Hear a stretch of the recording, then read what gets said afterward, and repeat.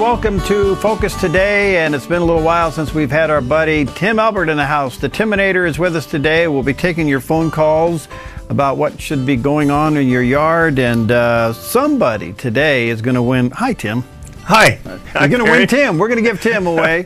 You're going to have him for a weekend, but you have to feed him. How you doing, bud? Doing good. Are we giving this away? What is it? We're going to give this away. This is a garden mum, and of course, you know, it's all the fall stuff is starting to come in right now, and mums are part of that. And they're all just coming in, just getting starting. Look at the buds on that thing. Yeah, tons and tons of blooms still coming on these. All right. Yeah, and so so I thought, well, let's get something nice and timely, and yeah, so a garden mum. And if you don't like this color, if you want to win one, and you don't like this color, we'll let you switch to a different color. Okay. That's pretty good. Now, these two little things you brought in too this morning. Yeah. Now this is this is by a company called Blue Bandu, and they make these hats and visors and neck bands and all kinds of things that have this cooling gel in them, and you just get them wet, and it takes, well, just a couple of minutes to get them to come to fill up, and then you put them, you wear them, and they help keep you cool when you're working outside. So, yeah, I knew this was going to happen. You know? Yeah. Yes, there it is. I think that's pretty. Looks pretty official. It matches your shirt. Says everything you are. Yeah. Okay. Colorful. Yeah. And there are, by the way, there are men's styles as well as women's styles. So, but then they, you know, this is one that I wear around the nursery a lot, and it's kind of you put it around your neck, and it just keeps your neck cool when you're working outside, and. Yeah. But yeah, they're just a great thing to have. And you just get them wet and they stay cool. Yep. Yeah, and they'll last for hours. I mean, you can go through and just dip them again and wear them longer. But. All right, Tim's here to take your question, and when you call in today to Focus Today, your name goes in the hat, and coming at the end of the program, we pull a name out, and you could be winning this beautiful summertime mum for your yard, this color or the color that you may select. And it feels kind of fallish out there this morning. It does. It just got that touch of, you know, fall feel to it. All right, how bad has the smoke been for all our plants? Well, you know, the smoke and the ash and particles get all over the foliage, all over the leaves, and kind of plug them up a little bit, and so it can sometimes damage them. And just like you and I, you know, breathing the smoke that our plants are breathing too, you know, that does plug things up for them. So, you know, if you are drip irrigating, or you know, or if you haven't had a rain recently in your yard, then you know, going out there with the hose once in a while and hosing down your plants, you know, late in the evening or early in the morning, really helps to kind of get that stuff off and freshen them up pretty good. You know, if you've got sprinklers that are hitting most of your stuff, you're pretty okay. All right, by the way, our phone number is 776-5368. That's the local number. If you're outside the immediate area, yes, even if you live on the Southern Oregon coastline, he can answer your garden questions. Give us a buzz toll free, 1-800-373-5368. Again, that's 1-800-373-5368. Or if you're in the immediate Rogue Valley, it's 776-5368. When you call in and ask your question about what's going on in the garden, your name's going in the hat for this mum. Well, we're kind of coming to, boy, the vegetable garden has gone wild. And we talked about it this morning. Today, by the way, is Buttered Corn Day. And I don't know if you've been out to Seven Oaks and grabbed their sweet corn, or if you grow it in your own backyard, but put lots of butter on it today. Yeah, you know, here's something else to try too. Yeah. And that is to squeeze a little bit of fresh lime juice on your corn. Yeah. And then sprinkle it with some chili powder. Huh? And it is amazing. Yes. Now, wait, you put lime juice on the corn? Lime juice and chili powder. Yeah. Yes. And what's that do to you? I mean, well, it just has a really different flavor to it. I mean, it makes it a little bit more southwestern. I guess so. It is amazing. You know, we did that for we had some company over one night, and we made some corn on the cob, and That's what we did. And it was a big hit. So all right, try that out. You'll like it. All right, let us know. Give us a call, 776-5368, if you have some questions about what's going on in your yard. I noticed for this year we didn't seem to have that wormy thing in the tree, so we kind of got through the year on that one. Yes. So that's passed. That was pretty bad. Should we be doing anything with roses right now? Well, taking a look at roses, of course, right now, deadheading is the big thing with roses, which you've probably been doing through the summer and continuing with that. With a little bit of cool fall weather, chances of getting some good long-stemmed roses is pretty good. Mm-hmm. So do a feeding on your roses if you haven't done that recently, mm-hmm. and that'll really help to get that up. When you deadhead your roses, go back to the second set of 5 leaflets and prune just above that, and that's the strongest bud, and that will give you the longest long stem rose. So if you were to go into a commercial growers, that's exactly what they do. They count down, they go down to the leaves and they find where there's 5 leaflets, and they go down to the next set of 5 and prune right above that. And that gives you those nice long stems, and that with a little fertilizer, and you should get some great fall roses. All right, what do you do for a dead lawn? Oh, funny you should mention that.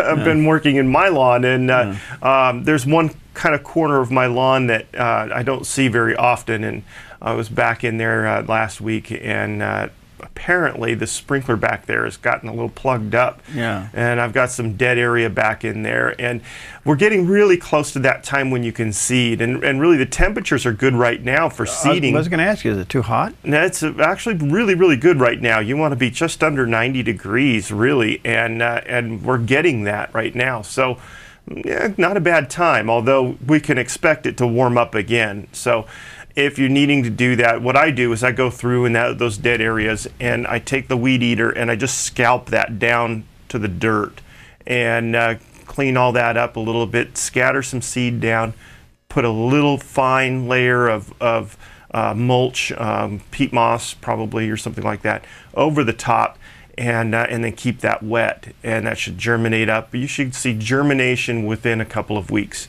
and lawn coming up and doing good. All right. Well, so there's a risk, though, it could get hot again. So if you do, you just got to keep it moist all the time. Yeah. If you do this and then the weather heats up, you just got to keep it watered more, and by more I mean more often. We've seen a lot this year of overwatering on the lawns, and so really watch that.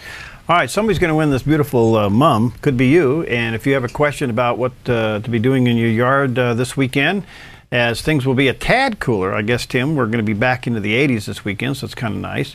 So if you have any questions about what's growing, what's not growing, what you should be fertilizing, kicking out, starting up, give us a call, 776-5368, or if you're toll-free outside the immediate area, 1-800-373-5368, and get your name in the hat. Now, this will bloom right on through, right? Yes, through the fall. Yeah, these guys will keep blooming for several weeks. Yeah, so you probably won't get all through the fall. Mums do have kind of a season where they're going to bloom, but do they winter? Do they make it through the winter? Oh yeah, they'll make it through the winter and come back and bloom for you next year too. So you cut them back or what? Yeah, once they're finished blooming, just do a light shearing on them, and that will get them going, and you'll even get a little bit more blooms if you keep them deadheaded. So really? They'll keep coming on. But this thing's loaded. Yeah, they really come on pretty strong. So all right. Again, what should we be fertilizing before we take a break? Anything in particular? Well, coming up to our fall, late summer and fall lawn feeding, and so you're going to want to do that. We get through summer, we water so much through the summertime, we leach a lot of those nutrients out of the soil. So it really gets time to be replenishing that now. So be thinking about that, and evergreens, your shrubs and trees, evergreens, not just conifers, but anything, broadleafed evergreens as well, should be getting a good feeding now as well. All right, let me take a call before we take a break, and let's see if hi, Dorothy, what's going on with your roses? Hi, Perry. This is your Dorothy. Yes, Dorothy. I'm getting ready to move, and I have some beautiful roses. I'll take them with you. I can't dig them up. They're too big. But anyway, what I was wondering is there some way I could take a clipping and get it started?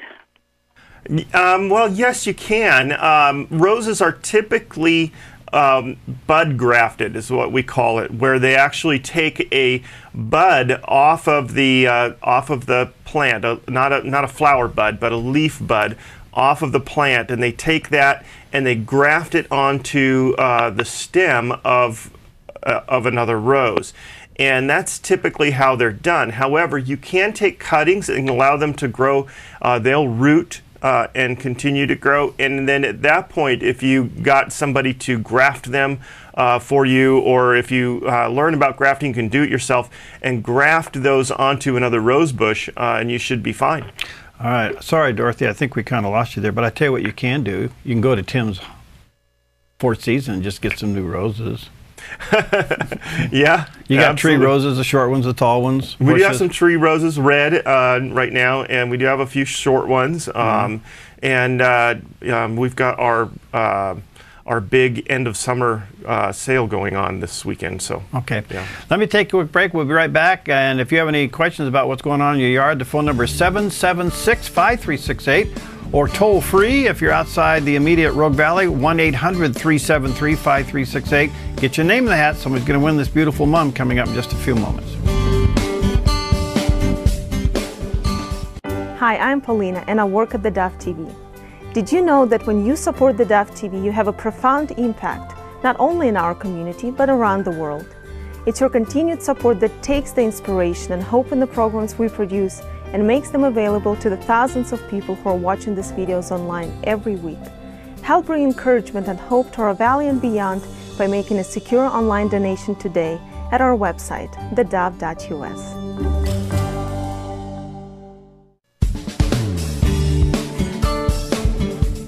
Okay, we're back with the Timinator, better known as Tim Elbert. He's not really an aider, he's just a nice guy.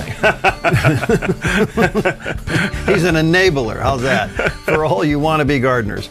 Anyway, he heads up the Four Seasons Nursery, which is out there on Highway, what is that? 62, sorry, my brain's not. You get off on Violet Road, just go up a little bit, you can't miss it. It's got all the beautiful hanging baskets and all the beautiful flowers out there, just gorgeous. And he's here answering your questions about what's going on in your yard. And as you call in, your name's going in the hat, and somebody's going to win this beautiful mum. The phone number in the immediate Rogue Valley, 776-5368. Outside, toll free, and that's 1-800-373-5368. All right, let's go to Kathy real quick. She's been kind of hanging on. Hi, Kathy. What's going on with your strawberries? Hi. I've got a couple little small planters that are seriously overgrown with the variety called Quinault, which has been a super berry, but like I said, they're seriously overgrown. The eventual goal is to get the berries into a raised bed, but I don't have one ready yet. So last spring, when they were sending runners out onto the ground, I transplanted a bunch of the runners into an area of the yard temporarily, and they're growing lushly, but all they're doing is sending out more runners, and somewhere I heard that they won't give me berries if I let them send out more runners, so I've been cutting off the runners, but they're still sitting there doing nothing but looking lush. How long, when you transplant them, do you have to wait before they're going to give berries? Because the ones that are in the planters are producing flowers and berries right now. Sure. Well, generally that first year that you have those runners growing, they don't do a lot in the berries. They should be producing some. So the fact that they're not producing any is, that just might be the area that they're in. But they don't usually produce a lot of berries, so it really is not that big of a deal, I think. When you're ready to transplant them into that new area that you've got, by then, if they're, in their second or third year, they're going to be producing pretty good. And yes, you do want to keep the runners trimmed off. A lot of energy goes into producing those runners and those new little plants. And that energy you want to go into producing berries. And so by keeping those runners pruned off, you're going to increase your chances of getting more berries and bigger berries. Yeah, well, they're not producing a single flower at all. Well, the overgrown ones that are still in the planters that'll be gone someday are just going crazy with flowers and berries. I'm already picking berries, but once I transplanted, not a flower. So I just wondered how long I was going to have to wait before they did something. Yeah, is that area where these new ones are? Is it a shadier location? No, it's in full sun, and they're growing very lushly. I mean, the plants look beautiful, but I've been trying to keep the runners trimmed off, but not a flower. Yeah. So, well, watch that you're not pruning off the flowers, because sometimes they look like little runners coming out too. So no, I've been careful. So anyway, so maybe next year. Give it some time. You know, you may not get anything this year, but you should by next year. Okay, great. Thanks, Tim. Okay. All righty. Bye-bye. All right, 7765368 is the phone number, and toll free 1-800-373-5368. Beautiful fall mum. This thing is loaded with buds. And if you don't like yellow, I don't know what's wrong with you, but if you want another color, you can do that too. But yellow is one of my favorite colors. Sherry, hi. Or Cherie, excuse me. Sherry. Yeah, I have a quick question about black-eyed Susans, or I call everything that's a big yellow flower with the black center of black-eyed Susan. I know there's variations. We have, Anyway, we have one that works here. No, she heard that, I'm sure. Yeah, but you should see your husband.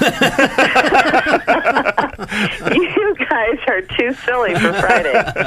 Okay, my question is, you know how they reseed themselves? I mean, there's volunteers that pop up everywhere, which I love. But my question is, when they're in pots, is there like a shelf life, so to speak, for those? Because this year ours don't seem to be as nice, and the foliage seems to be dying, and the flowers seem to be dying more early. And I don't know if it's been the smoke and the weather and whatever, but is there a point where you tear them all out and start over again? Well, I'm thinking that you're talking about Rudbeckia, which is the black-eyed Susan perennial flower, and they do come in several different colors and styles. But Rudbeckias in containers, once they get root bound, they get a little bit difficult to work with. And so that really could be why you're seeing that. There could be some insect damage as well. Hard to say without seeing them, of course. But generally speaking, if you're losing your flowers too soon and stuff, they're probably just a bit root bound and need to get planted into something bigger. Or divided out. Take some of those seedlings and put those in the containers, and take the larger ones and put them back out into the garden. They'll grow for many, many years, so you shouldn't have much trouble. Okay, so yeah, I bet it is probably a root bound issue. So just kind of pull some of them out, and the rest of them should be okay.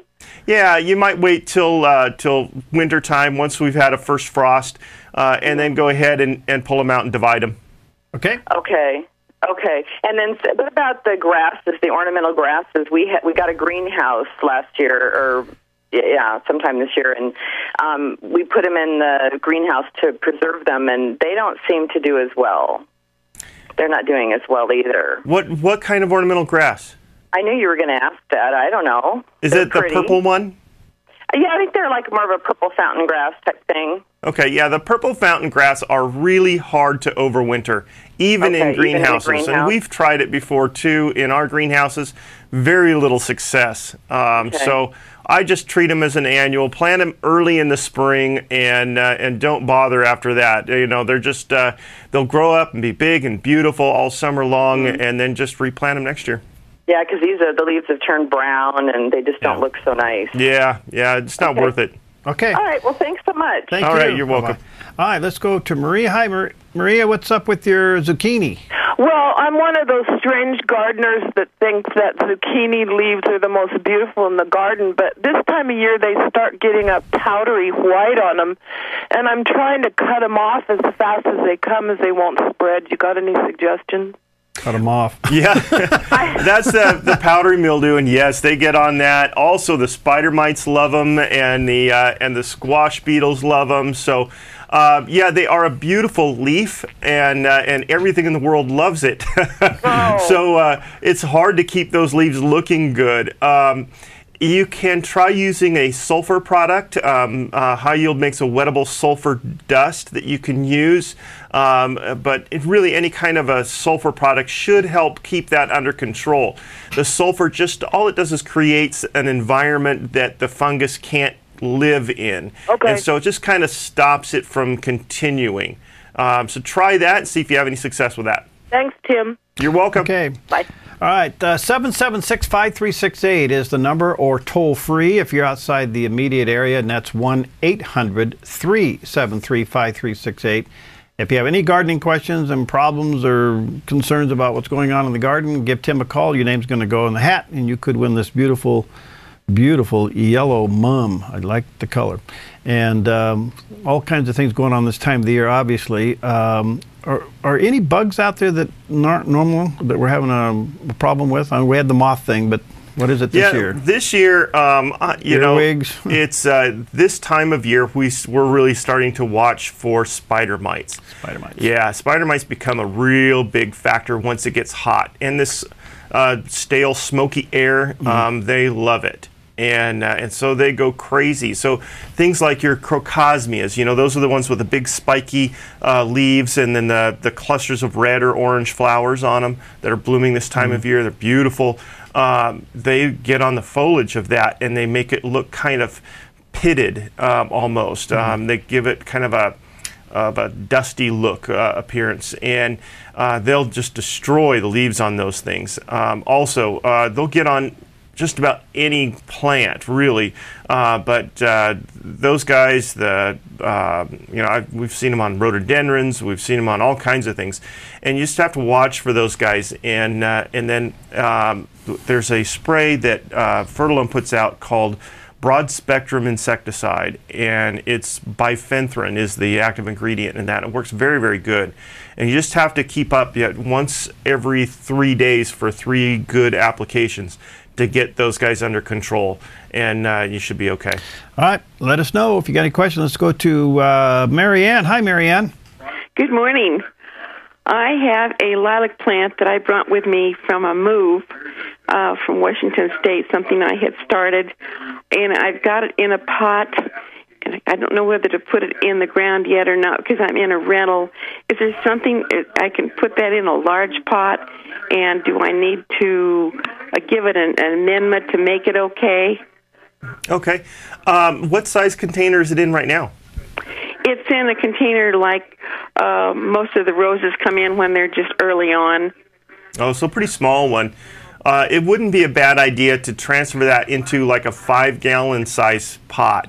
You know, or if you don't have a 5-gallon pot, well, you can always just swing in and pick one up from us. I think we might have a few extras laying around, but or you can just take a bucket and drill some holes in the side of the bucket right at the bottom, and you know, 4 or 5 holes, and you do probably 3/4 inch diameter. You want big holes, and use that as a container, and you can do that as well.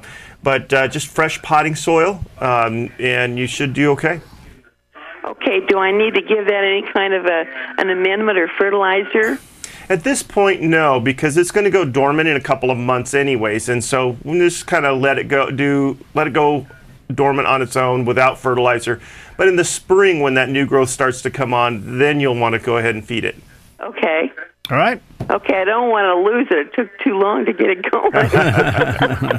Okay. They're hard to start. Thank you very much. All right, Thank you, Marianne. Okay. Let's see here. Let's go to, if I can get all these buttons pushed here. That's not working. That's not, all right, you guys give me Janet. Janet, hi Janet, what's going on with your peonies? Hi, it didn't bloom this spring, and it's the first year it hasn't. I was just wondering if maybe I need to move it, or if it maybe just didn't get enough sun. It's kind of back by a lilac, a big lilac bush. Yeah, if it's getting shaded more than it has in the past, that's a very good sign that it, you know, that it needs really, more sunlight. If it's not blooming, what's that? It's you know, it's probably the same as it was before, as far as the amount of sun or shade, but for some reason it just didn't bloom. You know, peonies can handle quite a bit of sun. I've got some out in full sun in my yard, and they do just fine out in the hot sun.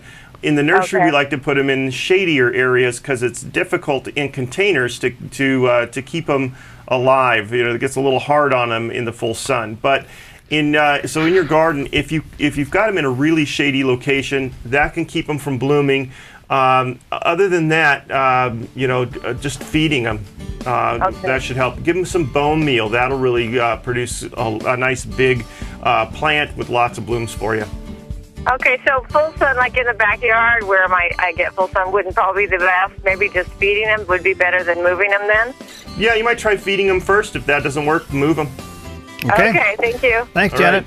All right, we'll be right back and taking your phone calls. The number is 776-5368 or toll free 1-800-373-5368. Get your name in the hat. Somebody's going to win this beautiful mum from Four Seasons Nursery coming up here on Focus Today.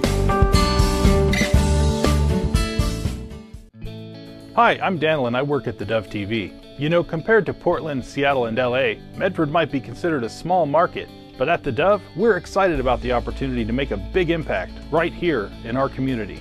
And you help make that happen. Did you know that more than 90% of our income comes from people like you? You can help us now by making a secure online donation at our website, thedove.us, or by phoning 541-776-5368.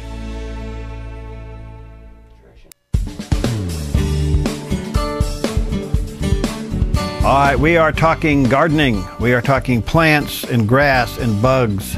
We are talking fertilizer. All these fun things that Tim just... And headbands. And headbands. Yeah. And Tim, he just wakes up thinking this stuff, eating this stuff. Unfortunately. Yeah, and anyway, he heads up the Four Seasons Nursery, which is gorgeous. And if you've ever seen those Crater Lake baskets hanging around town, down at Vogel Park, let's see, Eagle Point, Central Point, where else you got them? Asante. Asante. Yeah, they have them out there. They're just gorgeous. Anyway, they originate from the Four Seasons, and but he's here to take your garden questions. And when you do, call in.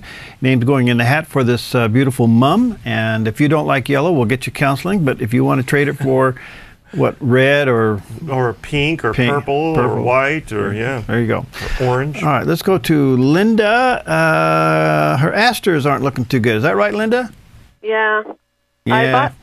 I bought these asters and planted them, and they were nice, bushy, pretty short, beautiful flowers.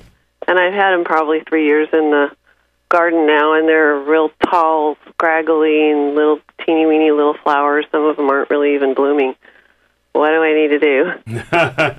Well, it's probably a little on the late side now, but when those guys come up and start to grow, you need to prune them, and by taking them as they grow, I would say like late spring when they're up maybe 1.5 feet tall or so, cut them in half, and that will get them to thicken and branch better for you, and as they continue to grow up, you might even maybe in July do another light shearing on them just to get them to stay thick and stay low, so that when they do bloom for you in the fall, you've got nice blooms covering the entire plant. But yes, I can understand what you're saying. Left to their own, they can be tall and straggly, and the blooms are kind of sparse and spread out. So what do I do with all the ones? I mean, so I just pull up all the other ones that have because they kind of grow like weeds. Yeah, they can seed and come up all over the place, and generally, yes, that's what I do, is just kind of clean them up and get rid of them. You know, I save a few here and there occasionally, but yeah, just I get rid of the little ones. Okay, great. Thank you very much. All righty. All right, 776-5368 is the number to talk to him, Tim, and or 1-800-373-5368 and get your name in the hat for this beautiful mum. And yeah, I guess everybody's kind of suffering the heat dryness days. We're kind of at the tail end of summer now, and yeah, you know, it was a tough, hard summer. Yeah, we've experienced a lot of with the smoke. You know, nobody wants to go out and garden in the hot, smoky weather. And if you're anything like me, I didn't want to get out in that hot, smoky weather, not at all. Yeah. And so just this last week, I had to do some cleanup in my yard because the weeds were starting to get taller than the plants. But yeah, I mean, it's just when you get a chance, we get a little bit of break in the weather. We get some coolness, and like this weekend that's coming up, and you got stuff going on. It's a great time to get out there and get something done. All right, lavender. We have a lot of it around the house. I love the smell of it. It has a great aroma to it, a fragrance to it. But some places it doesn't get a lot of water. It looks kind of dry, but yet it's still ticking. Is that okay? Yeah, lavender is a drought-tolerant plant, so it's a perfect one for you. No, it's a great one that will handle some really, really dry conditions and be just fine. Really? Because they look at times they have the bud on them. Yeah. But nothing happened. Well, maybe it did earlier, but now just the buds hang in there. It's kind of draggly. Yeah, you need to go through and shear off the old flowers. And when you do that, you kind of deadhead them, shear off those old flowers. That will get them to produce new ones. Oh. So you can actually increase the amount of bloom you're getting out of your lavender by keeping them trimmed. Is that the actual bud thing? Yeah. Okay. Yeah, the little buds, and then will be that stem that goes down before the foliage. And I prune just above the foliage. Oh, that far down. Yeah, yeah. Well, they are a beautiful plant, and they just grow like crazy and tall and gorgeous, Yeah. And they attract the bees. Boy, do they ever. They do. Yeah. And they are deer resistant, so the deer don't like them. So we've got deer in the area. All right. Let's go to John. John, what's going on with your garlic? Well, I have a couple of questions, if I may. Sure. One is it time to plant garlic yet, or is it close, or when's the best time here? It's still a little on the early side for planting garlic. I like to wait until pretty late. My dad used to always say you plant garlic on the shortest day of the year and harvest it on the longest day of the year. So, he would plant his garlic in December. But for a lot of people, don't want to go out in the garden in December. Right. And so it should be probably the last thing you put in your fall garden. So once you've cleaned out your garden this fall after the first frost, and you've got everything out of there except for, of course, your fall crops, your cabbage and broccoli and cauliflower and etc. that you might be still going at that time, then that's when you'd want to go through and plant your garlic. So wait for the tomato plants to freeze and plant your garlic. Oh, great. Okay, thank you. You're welcome. And I planted a quince tree years ago, and it doesn't seem to be growing a whole lot. And I don't know if it's planted in the shade, and I don't know if that's the wrong place to plant it, or if it's not getting the nutrients it needs. Yeah, definitely. If it's in a shady spot, you're not going to get good growth on a quince. They need a lot of sunshine. They like it hot. They like extreme weather. They do very, very well that way. So try pruning it and keeping it kind of thinned out so it opens it up a little bit, gets a little more light. And you might try to prune the things around it to add more light to where it's at, and you should do okay. Okay, great. All right. Okay. Thank you very much. Hey, You're thanks, welcome. John. Thanks for calling. All right, 776-5368 is the number, 776-5368, or outside the immediate area, toll-free, 1-800-373-5368. Sally wants to know who's stealing the fruit off her plum tree. Right, Sally? Yes. You live in a neighborhood? We live up on Rogue River Drive.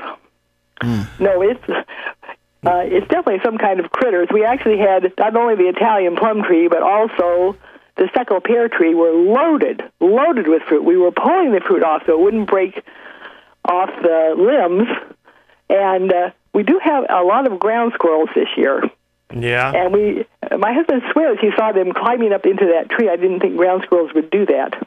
Oh, yeah. But in one night, 2 different nights for the 2 different trees, we went out and there wasn't one piece of fruit left on that tree. Wow. Well, yeah, that's part of it. Raccoons.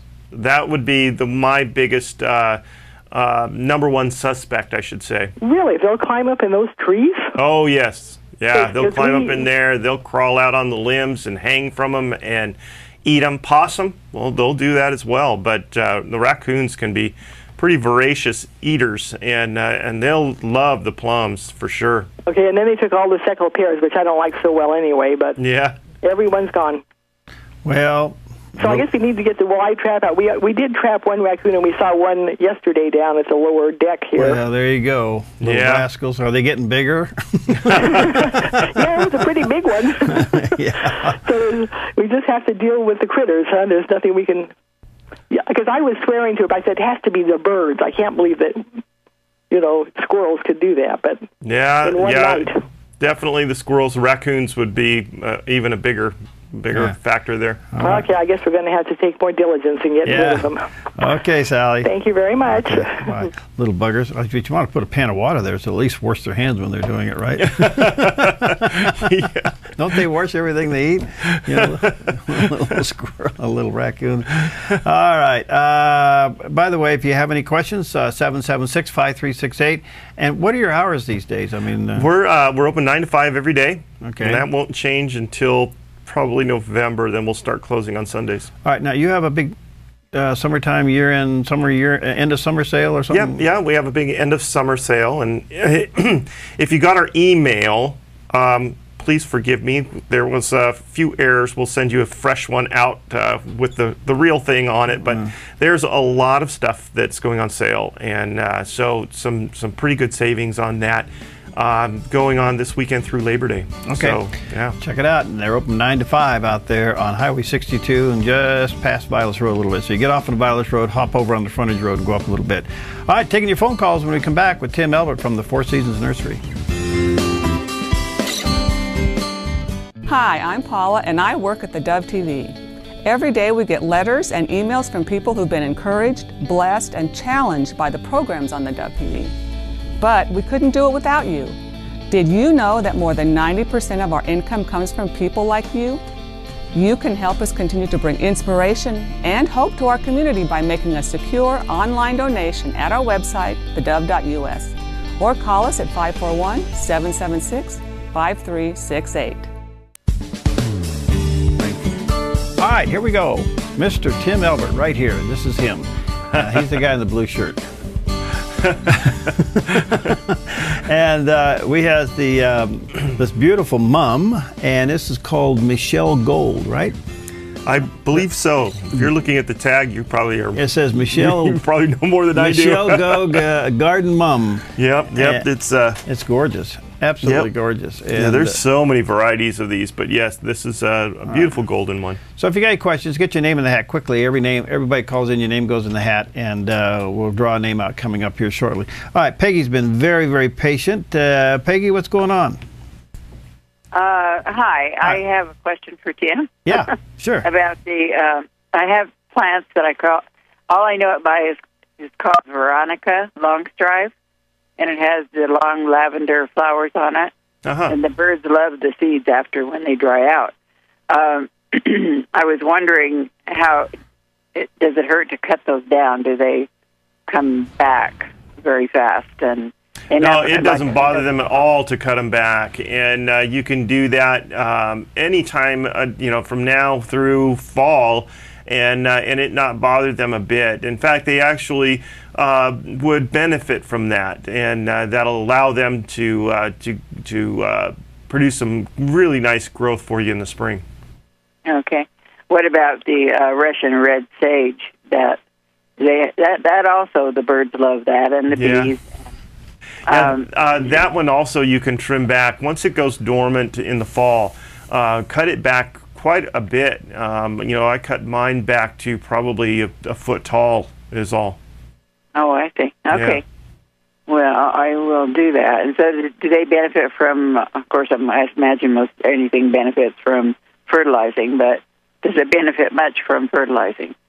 Yeah, this time of year, probably you should be done fertilizing with those now, and so catch those in the spring. The things I would fertilize this time of year would be evergreens. So, your evergreen hedges and boxwoods and rhododendrons and pines and fir and that kind of a thing. Yeah. Okay, and I have one more quick question. Could I do that? Sure. I didn't ask. Sure. But on the vegetable gardening, we're also doing a mulch where I blend up all my scraps and we put it in a mulch pile. Right. And my husband just recently started wanting to put the raw stuff on the veggies, around the veggies, and I don't know if that was good or not. So I didn't know if it would burn them or what. Yeah, it's better if you let it compost first.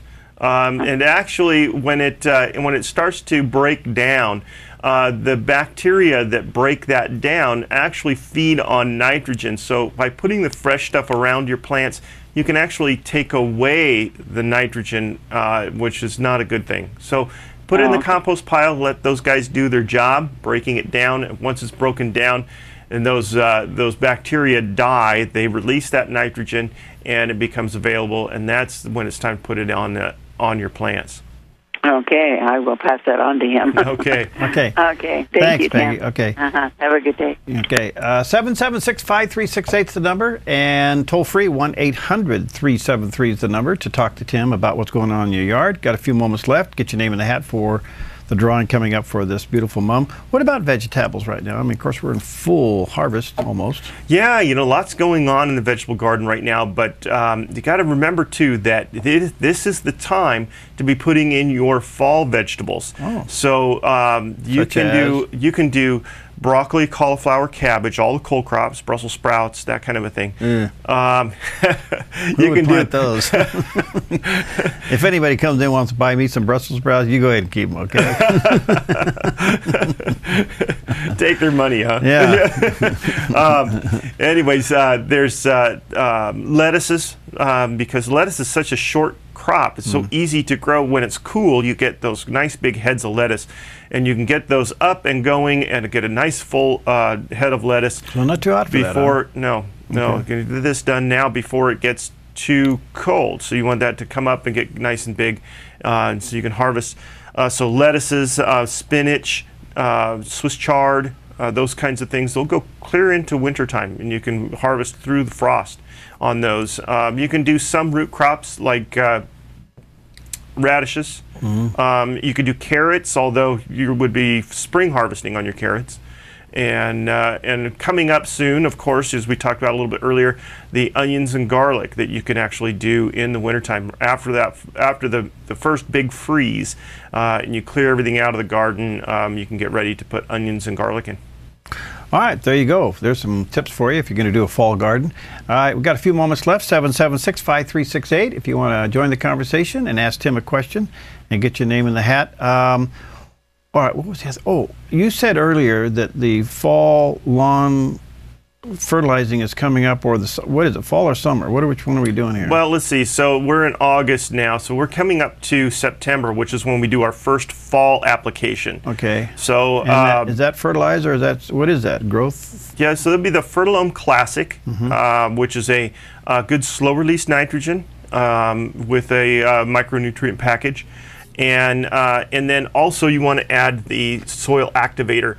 The soil activator is going to help thicken up the cell walls on your lawn, and what that does is increases its hardiness for wintertime. So you'll have your lawn will go through winter a lot better. So getting that on sometime in September is a really good idea, and then one more application right around the first part of October. All right. Hi, Betty. Hi. What's going on with your lilac? Well, it's a tree, not a bush, and it's so high I can't ever pick the lilacs off of it. I'm going to have it trimmed down, and is it going to hurt it to have it done now? Well, yikes.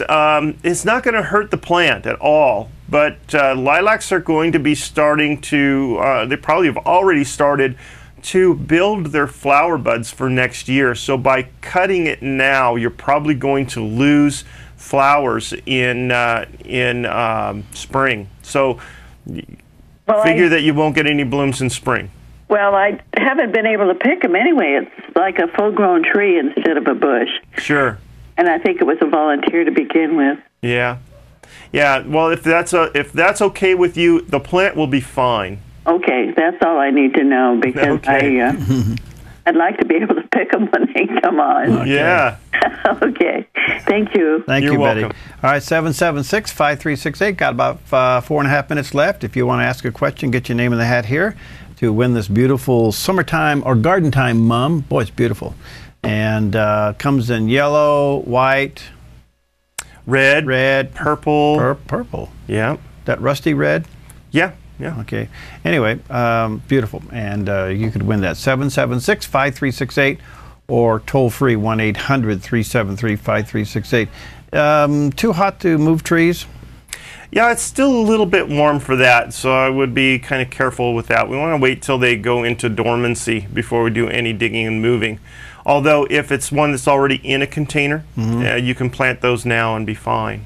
So. Oh, you can? Yeah. So if they bought a tree at your place, they could drill a hole and put it in the ground, huh? Yeah, yeah. You know, it's interesting though. I talk to a lot of people, and a lot of people think that you need to break up the root ball before you plant. And we encourage people not to mess with the root system this time of year when you're planting. Now, plants will come out of that root ball. They won't stay in that, unlike what a lot of people say. Trees are smart. Plants are smart. They know to get out and go out into the other soil. So you can just pop off the pot, set it in the ground, and plant it, and it'll be fine. Okay. Yeah. Add anything to it? We'll always add some good compost, a little starter fertilizer, and then water it in with a root stimulator to help reduce shock and get those roots established faster. All right. So let's go to Jane. Hi, Jane. What's up? Well, I have a neighbor who she just moved in and she does not like roses, so she's going to dig them all up. Oh. And I was wondering if she dug them up right now, if I could save them for my garden.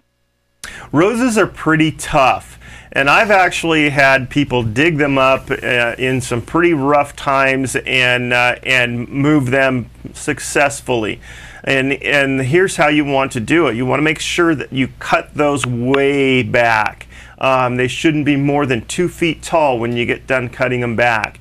And then when you dig them, dig as large of a root system as you can. Make sure the soil is wet when you go to dig them, and be sure that you put them into wet soil. So don't dig them out and put them in dry soil and then water. That soil should be wet as soon as they go in. Use some of the root stimulator and you should be fine. Okay. Okay, thank you. Okay. All right. Let's see if we can squeeze in one more. Hi, June. Hi, good morning. What's up? My question is, I have a young mimosa tree that's growing in my backyard. We planted a couple of years ago. And it largely is growing off to one side. So it's real heavy on one side and only a small branch on the other side. And I'm wondering if it would be all right to trim off the side that's so heavy and growing longer in order to maybe give the tree a chance to even up. Absolutely. That is the best thing you can do for that. And you can do that now. It won't hurt it at all.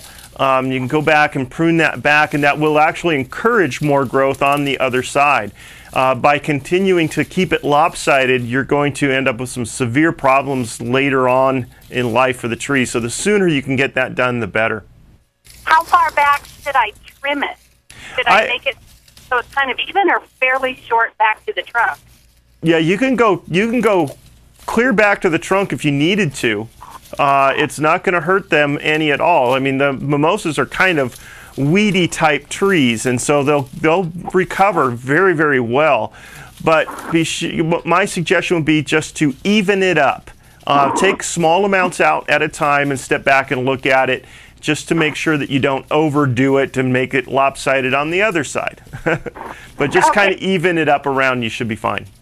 Great, thanks so much. All righty.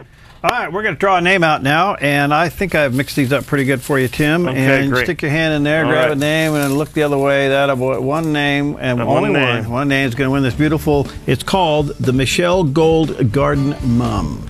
And Peggy is our winner. Winter. Peggy, all right, there you go. Peggy M, you got that, and congratulations to you. And hopefully you like yellow. If you don't, we'll get you counseling, but you can exchange it in for something other. All right, again, one more time. You are open from 9 to 5 every day right now. All right, and that's out on Highway 62. You get off on Vilas Road and you just go up, Not even a half a mile, and you'll see it there. All the beautiful hanging baskets and gardens and everything you know. Check out these funny little hats with the cool gel in them, and check out the mums and everything else. Tons and tons of stuff on sale this weekend through Labor Day. Labor Day. All right, check it out. All right. Thanks, Tim. See you next time. Alrighty. We'll see you next time on Focus Today.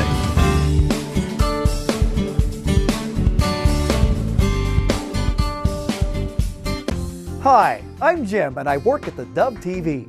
Every weekday between 6 and 8 a.m., our award-winning news and sports team bring you the best morning show around. It's live, it's honest, and it's a whole lot of fun.